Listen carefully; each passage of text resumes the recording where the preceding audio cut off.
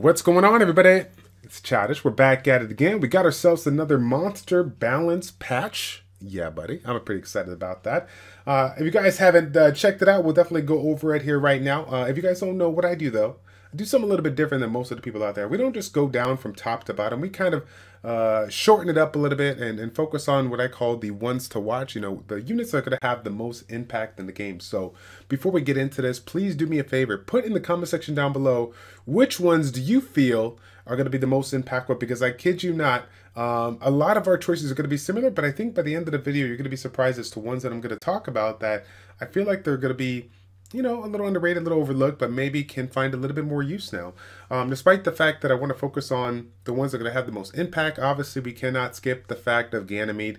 Ganymede, being the Wind Fairy King, got the nerf on that ventilate, not being able to use it on himself. The reason why I don't think it's going to make a huge impact in a negative manner. Yes, I'm sorry for the Ganymede users out there, but I still feel like its overall kit, the ability to strip, the ability to reset, you know, other units' abilities, and of course reset the skills of your opponent, it's super strong. It's still going to be utilized all day, right? Out of the Paladin category, all of them got a great benefit here. Obviously, I'm really excited for the free-to-play community on the Light Paladin there.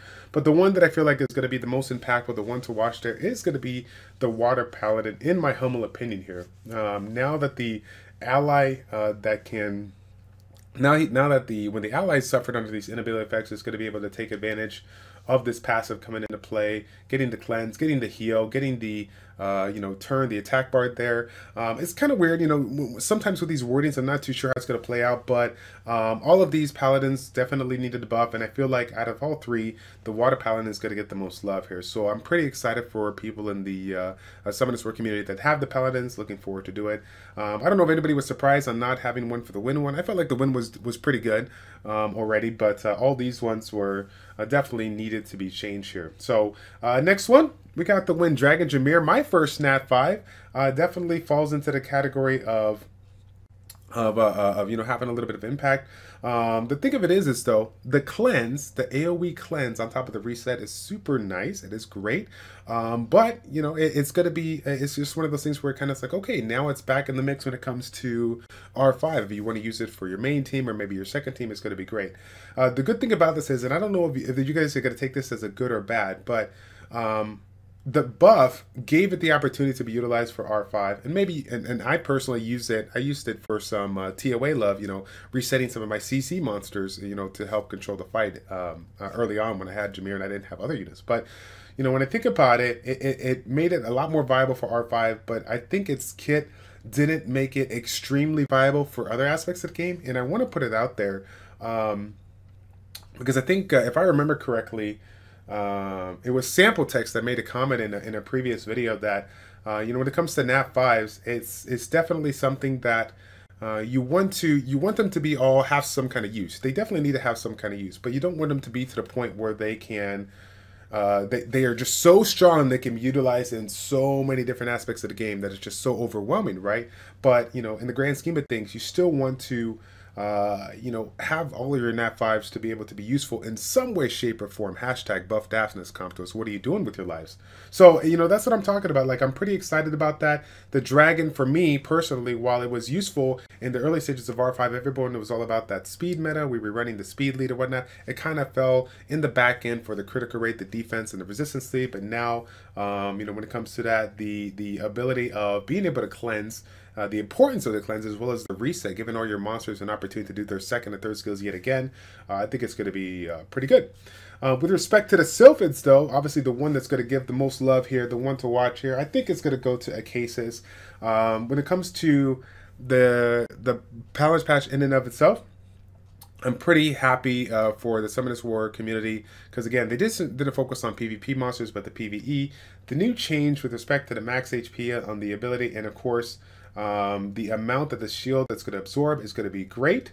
So I'm pretty darn excited about that. And of course, if you don't have it, I mean, obviously you can see the benefit of Awaken versus non-Awaken. If you don't have it Awakened just yet, you're still going to get a little bit of improvement there on the Shield Absorb. So hopefully you guys get all your materials so you can get this useful. Obviously, there's going to be a lot more love for it to, throw in your GB10 team if you want to. If you are sitting here playing around with additional monsters, maybe you had this one already built. This is now going to be a nice HP kind of a tank that you can use with, a nice healer to kind of incorporate in your team. The first skill, the whole dots issue, yeah, it's kind of more PvE oriented, but again, the value of the second and third skill is going to be pretty strong, and the critical reduction, AoE critical reduction, I think it's something that is not utilized, a little underrated, and so I feel like I'm pretty excited for people to take advantage of it in certain comps, especially the fact that it is Nat 4, and you can, incorporate it into some of those hard siege teams that you're dealing with on the 4-star category there. So in the next category here, we got to give the love to the Phoenix there. The Water Phoenix probably having the most impact, with regards to this buff. Maybe one of the top 2 units that got buffed here. As you guys can see, the attack power, the Frozen Orb got a little bit of a change here. That's the AoE.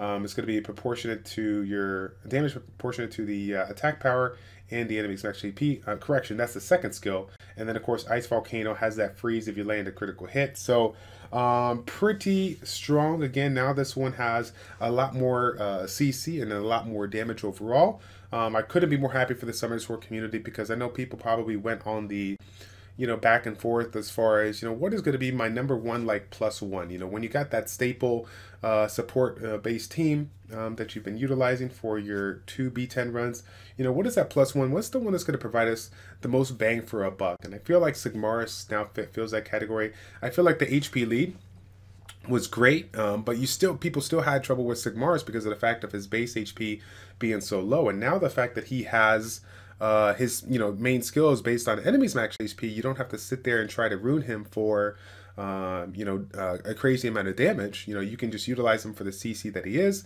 You can take advantage of it in the Kairos dungeons, as well as now TOA if you are lacking on the AoE CC and you want to be able to control your fight. So pretty darn important in that front.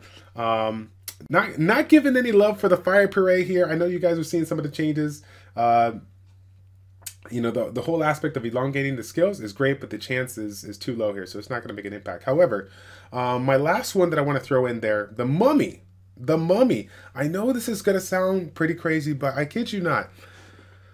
I honestly believe that this water mummy here is something to take a look at.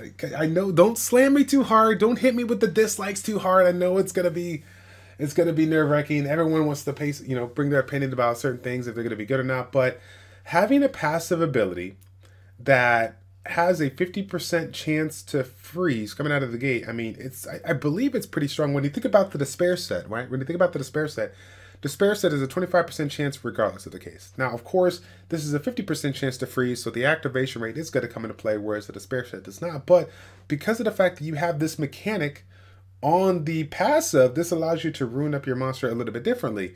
It is an HP-based monster, and both skills scale on HP. So you got a couple of different ways that you can build this to take advantage of his passive, keep him alive, keep that effective HP high, and then provide that kind of CC support if you want to have that in a bruiser.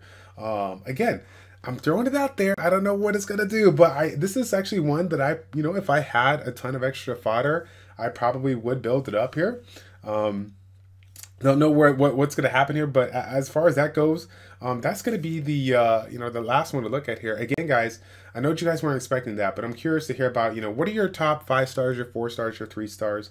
Please let me know in the comment section down below. As you can see, we got a couple of stat modifications here, which obviously is going to be great, especially for the ones here, the Light and the Dark Beast Monk and the Monkey King. I feel like regardless of what they do, they definitely need to make a couple adjustments with these units, as I always feel like the Light and Dark one should be in the upper echelon of monsters that are that have leaked. These are the super rare monsters. They should have a pretty big impact on that. But that is pretty much it, guys. Like I said before, I went through quite a few of the monsters here, but I just wanted to focus on the ones that I felt are going to be the most impact to the game. That's not to take away anything from the other Paladins.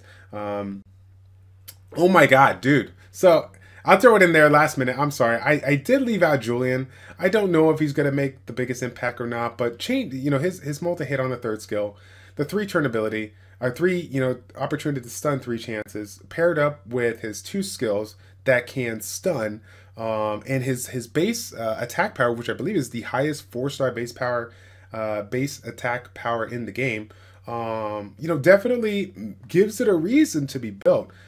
For somebody that can deal damage and provide CC just in case you don't snipe it, it's pretty unique. I think that can have a little bit of an impact there, especially again for the people out there that are in the later stages of the game looking for a monster to build, to play around with in the Siege world here. So okay, now that's officially it. Obviously there's a lot of monsters that we can go back and forth about, but I'm going to leave it up to you guys. Let me know in the comment section down below, what are your ones to watch? What are the ones that you feel are going to have the most impact in the game after this upcoming patch? Okay, that's going to be it, guys. Thank you all so much for tuning in. It's your boy Childish and ChildishPlays checking out. Take care, and we will see you next time. We're out.